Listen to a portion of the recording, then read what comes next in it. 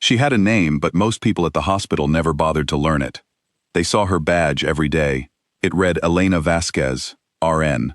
But to the doctors, to the other nurses, to the orderlies who pushed carts through the long white hallways, she was simply the quiet one. The woman who never raised her voice. The nurse who arrived early, left late, and said almost nothing in between. She wore the same worn-out scrubs every shift. Her dark hair was always pulled back tight. Her hands were steady. Her eyes moved slowly around a room the way water moves, finding every low point, every crack, every place where something might go wrong before it did. Nobody thought much of that. They just thought she was slow. Dr. Marcus Holt thought so most of all. He was the kind of man who filled every room he walked into. Loud voice, wide shoulders, a laugh that bounced off the walls. He had been chief of surgery for 6 years and had grown used to the sound of his own opinions. He liked people who talked back, people who had something to say, people who made noise. Elena made no noise at all.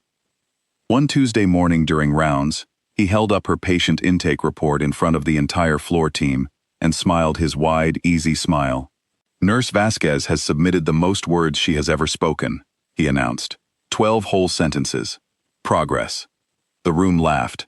A few of the nurses looked away. Elena looked up from the chart she was writing, met his eyes for exactly 1 second, and then looked back down. She said nothing. She walked to the end of the hallway and into her patient's room, and she closed the door quietly behind her. She always walked back to the patient. This was the rhythm of her life at Mercy General Hospital. She worked the overnight shift 4 days a week. She ate alone in the break room. She declined every invitation to birthday drinks and holiday dinners. She was polite to everyone and close to no one. She answered questions with the smallest number of words that would still be considered an answer, and she never once explained herself to anybody. Some of the nurses thought she was cold. Some thought she was strange. A few had tried to be friendly in the early months and had given up when the conversations refused to grow. She was not rude. She was simply somewhere else, even when she was standing right in front of you. What none of them knew, what not a single person in that hospital had any idea about, was where she had been before she walked through those hospital doors. For 9 years, Elena Vasquez had not been a nurse. She had not been quiet by accident or by personality. She had been quiet by training, by mission, by necessity. She had operated in the dark, in foreign cities, in places that did not appear on any map that civilians were allowed to see. She had been assigned a call sign, a code name, used by the people she worked alongside so that her real name would never appear in the wrong conversation. They called her Raven. She had been part of a joint special operations task force, working alongside some of the most highly trained military personnel in the world. She was the only woman ever given permanent operator status within her specific unit. She had run 47 missions across 3 continents over 9 years. She had done things in the dark that the daylight would never know about, and she had done them with a level of calm that even the men around her found remarkable. She had been shot twice. She had survived a rooftop collapse during a mission gone sideways in an unnamed city. She had once held a tourniquet on a dying teammate for 4 hours inside a drainage canal, rain falling through the dark above them, the smell of mud and blood mixing in the air, whispering to him over and over, stay with me, until help finally arrived. He survived. He went home to his daughter. She had done all of this and never spoken of it to anyone outside that world. When she left the military, she did not leave because something had broken inside her. She left because she had looked out at the world from the end of a very long and very hard road and decided she wanted to spend whatever was left of her life putting people back together instead of the other thing.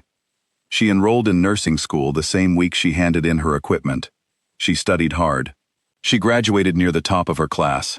She applied to Mercy General, passed every certification, and showed up to her first shift, on time, with her badge slightly crooked on her chest. Nobody asked about her past. She did not offer it. She was simply the quiet nurse. The one with the steady hands and the slow eyes, and the 12 sentences a day. And then came the Thursday morning that changed everything. It was 3:47 in the morning when the emergency room received the call.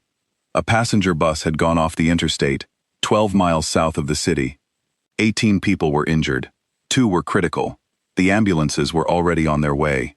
The night supervisor, a man named Gerald who was a good administrator in normal hours, and a poor one in emergencies, took one look at the incoming numbers and felt the ground leave his feet. He began issuing instructions that contradicted each other. He called for supplies that were already in the room. He sent 2 nurses to a corridor that nobody needed covered. His voice climbed higher and higher, and the people around him caught the panic the way you catch a cold, invisibly, instantly, without meaning to. By the time the first ambulances arrived, the emergency room was loud in the wrong way. 2 nurses were frozen near the supply station, not from weakness, but from the simple absence of clear direction. A young resident was standing by the supply closet, breathing in quick, shallow bursts, his hands pressed flat against the wall. Elena was on break. She was in the break room at the end of the hall, sitting alone at the small table near the window, holding a cup of cold coffee in both hands, and watching the parking lot lights reflect on the wet asphalt below. She heard it before she understood it. Not the noise itself. She had heard loud rooms before. It was something inside the noise. A shape, a gap, the hollow place where control should have been and wasn't. Her body moved before she made a decision. She set the coffee cup on the counter. She walked down the hallway. She pushed open the doors of the emergency room and stepped inside, and for one moment, she stood completely still and read the room the way you read a document, fast, total, missing nothing. Then she began to speak. Her voice was not loud. It did not need to be. There was something in the quality of it, level and certain, and with no space left in it for doubt, that cut straight through the noise the way a hand cuts through water. "You," she said, pointing to a nurse near the first bed. "Airway on bed 3. Go now." She pointed to another. "Pressure on the femoral wound. Do not let up for any reason." She looked at the young resident still standing with his hands on the wall. "Stop looking at the door," she said. "Look at me. You are fine. Go to bed 7 and check for internal bleeding. You know how to do this. Go." He went. She moved through the room like something that knew exactly what it was doing, because she did. She triaged all 18 patients in 11 minutes. She identified the 2 critical cases and had them moved to the correct rooms before the attending physician had finished changing into scrubs. She coordinated with the operating room, communicated with the ambulance team still arriving, and kept every person in that room focused on the work in front of them, rather than the fear behind them. When the last patient was stabilized, and the room had found its footing, Elena walked back to the break room. She refilled her coffee. She sat back down by the window. She did not tell anyone what she had done. She did not expect anything in return. But Dr. Marcus Holt had arrived partway through. He had been called in for a surgical consult and had walked into the building just as things were being brought under control. He had stood at the far end of the hallway in his coat and watched a woman he had made a joke about 12 days earlier run a mass casualty event with the kind of calm that he had only ever seen in one other place, a documentary about military field surgeons. He did not laugh that morning. He started asking questions instead, careful ones, quiet ones, the kind he was not used to asking because he was not usually the one searching for information. He reached out through an old college connection who had spent years working near government work, and what came back was almost nothing. A name, a file with more black ink than words, a commendation that had no visible details attached to it, and a single word that had no explanation beside it. Raven. He went to the chief of nursing with what he had found. She had no idea. He went to the hospital administrator. Same answer. Elena Vasquez had applied for a nursing position, submitted every required document, passed every required test, and shown up to every required shift. She had hidden nothing, because she had been asked nothing. She was under no obligation to explain a past that the government itself had agreed to keep quiet.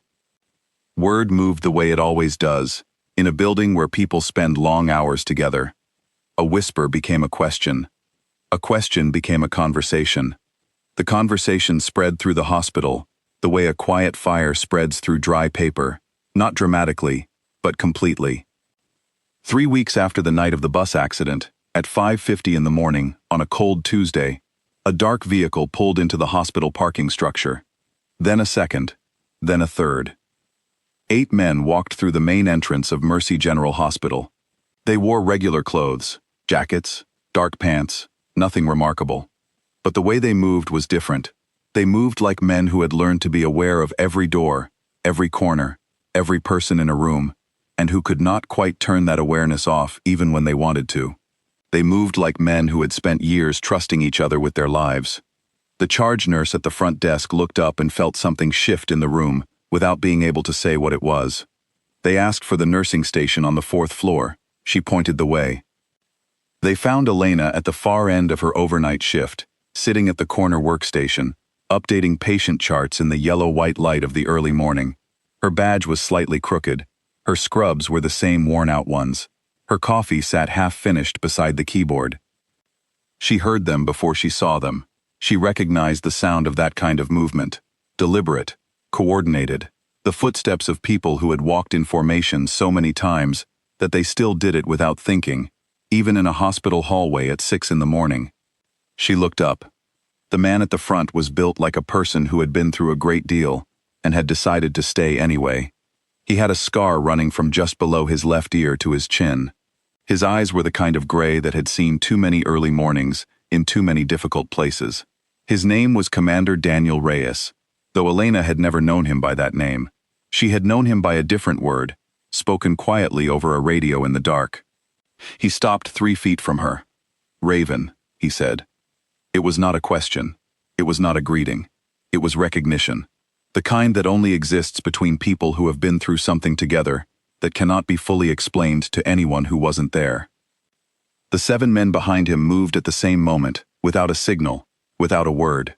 They came to attention, full attention, the real kind, spines straight and eyes forward, and everything in their bodies saying that this was not a performance. They had not been asked to come. They had discussed it among themselves and agreed, and they had driven through the night to be standing in this hallway at this moment. Commander Reyes brought his right hand to his brow. He held the salute for 5 full seconds. The 7 men behind him did the same. The charge nurse stood frozen in the hallway. 2 orderlies had stopped their carts. Dr. Holt, who had arrived early that morning for reasons he did not fully examine, stood near the elevator with his coat still on, and he did not move. Elena rose from her chair slowly. She did not return the salute. She reached out with both hands and took Commander Reyes's hand in hers. The way you hold on to something when the words you need do not exist in any language you know. "You didn't have to come," she said. "Yes, we did," he said. They stayed for less than an hour. They sat with her in the break room and drank terrible hospital coffee and spoke quietly about people she had known and places she had been, and a chapter of her life that would never appear in any public record. When they left, they shook her hand one by one, and then they walked back down the hallway and out through the main entrance and drove away in the dark vehicles. Elena refilled her coffee and went back to her charts. Dr. Holt found her later that morning at the nurse's station. He stood beside her and was quiet for a moment, something that did not come naturally to him. "I owe you an apology," he said finally. She did not look up from her chart right away. When she did, her expression was not angry. It was not triumphant. It was simply steady. "You owe your patients good medicine," she said. "That's enough." She closed the chart. She picked up the next one. She walked to the end of the hallway and into her patient's room, and she closed the door quietly behind her. She always walked back to the patient. Some people spend their whole lives making noise, hoping it will make them matter. Elena Vasquez had learned a long time ago that the people who matter most are usually the ones you almost missed, the ones in worn-out scrubs at the end of a long night, doing the work without asking anyone to notice. She had been a shadow in the dark for 9 years. She had saved lives in places no one could point to on a map, and now she saved them here, in the light, in the ordinary impossible hours of a hospital night shift, with steady hands and slow eyes, and the smallest number of words that would still be considered an answer.